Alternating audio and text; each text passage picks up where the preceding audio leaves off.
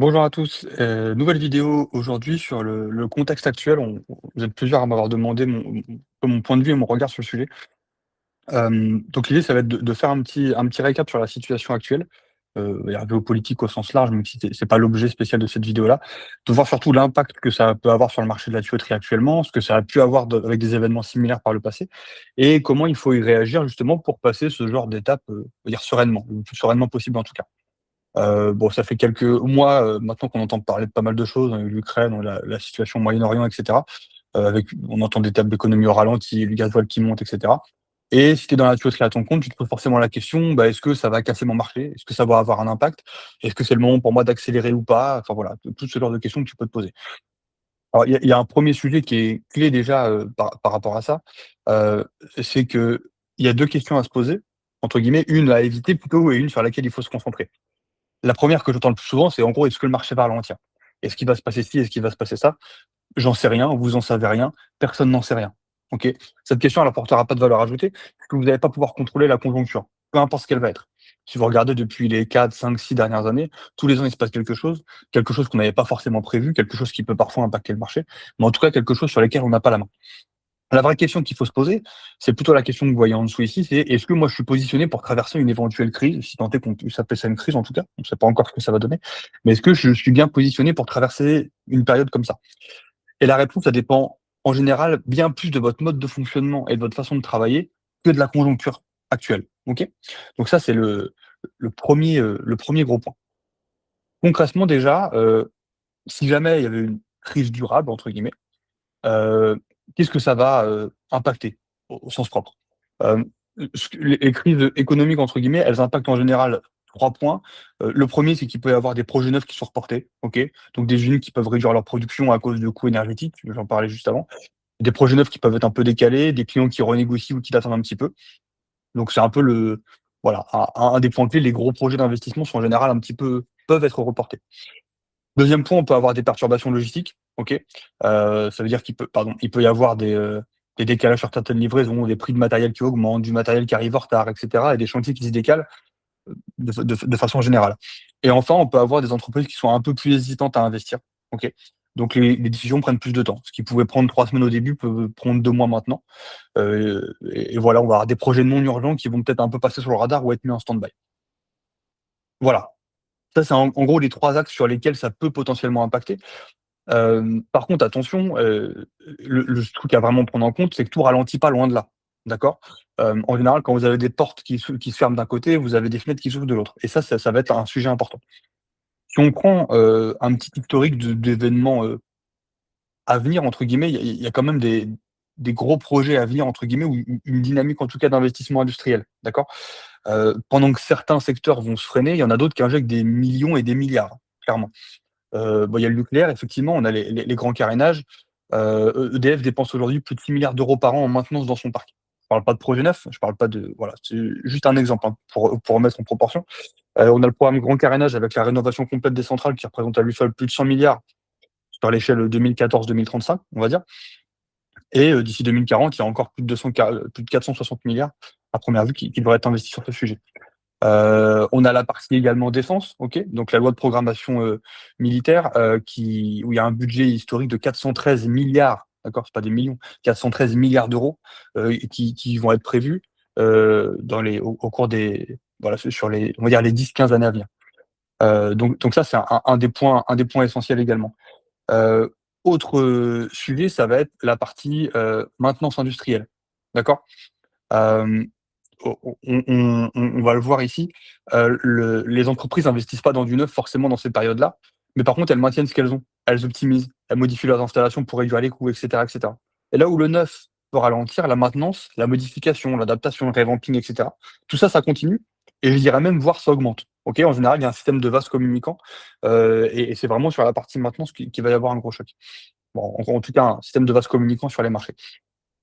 Historiquement, si on regarde d'autres événements comme ça, et on regarde ce qui a été apporté et ce que ça a eu comme impact sur le marché, il y a toujours des vases communicants, c'est pas des arrêts. En 73, il y a eu un choc pétrolier, ça a bloqué des industries entières, mais ça a aussi déclenché une explosion d'investissements dans d'autres domaines énergétiques. En 2008, il y avait eu la crise financière, d'accord? Ça a coupé des projets neufs. Et par contre, ça a bloqué qui? Ça a bloqué ceux qui étaient chez un seul client dans un seul domaine. Ceux qui étaient un peu diversifiés et qui avaient des clients en direct, et ben, ils ont pu traverser cette étape-là sans trop de dégâts. D'accord?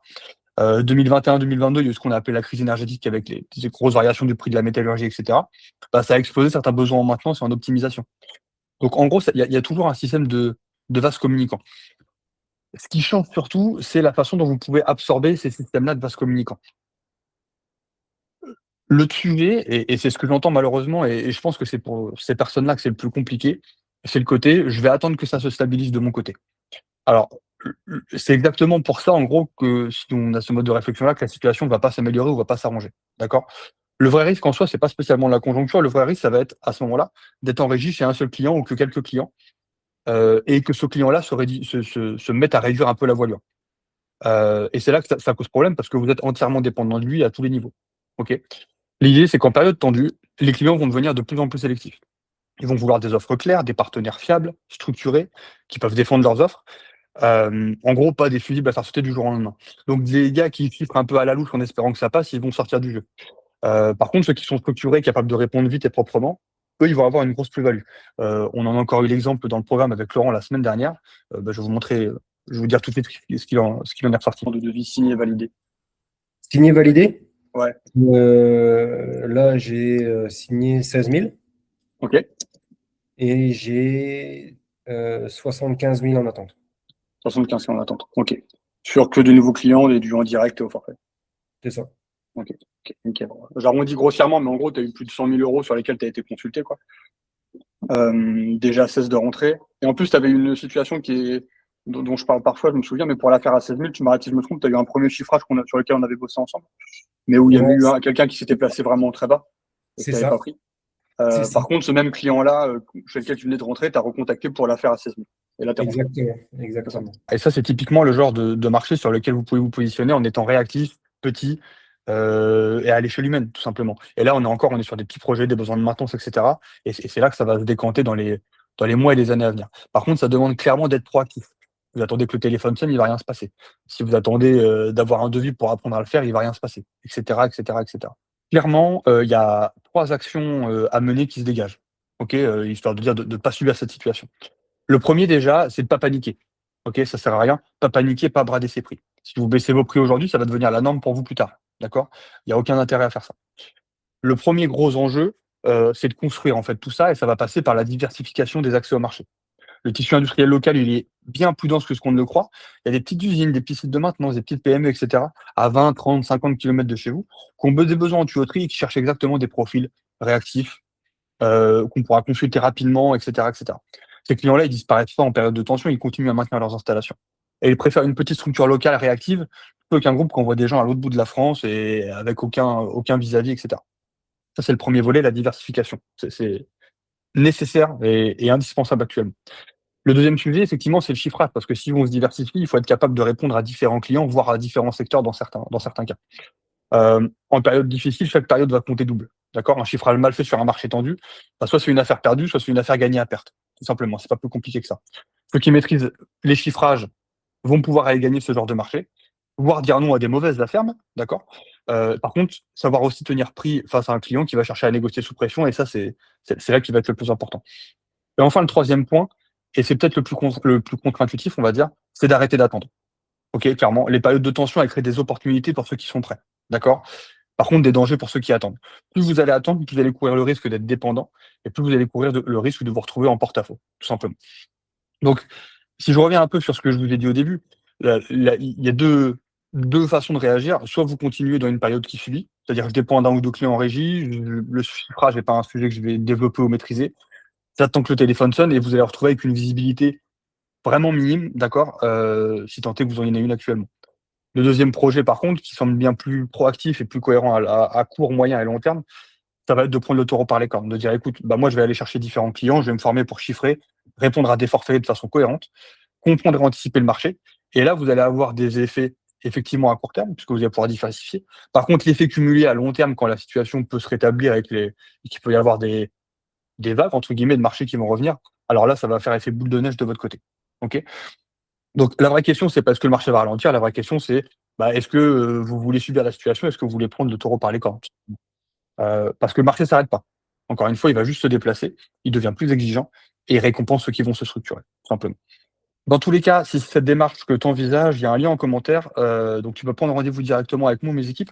On se fera un bilan d'une demi-heure sur ton activité, voir comment tu fonctionnes actuellement, comment tu pourrais passer justement dans la structure un peu plus structurée, diversifiée, prendre plus d'affaires au forfait et cetera.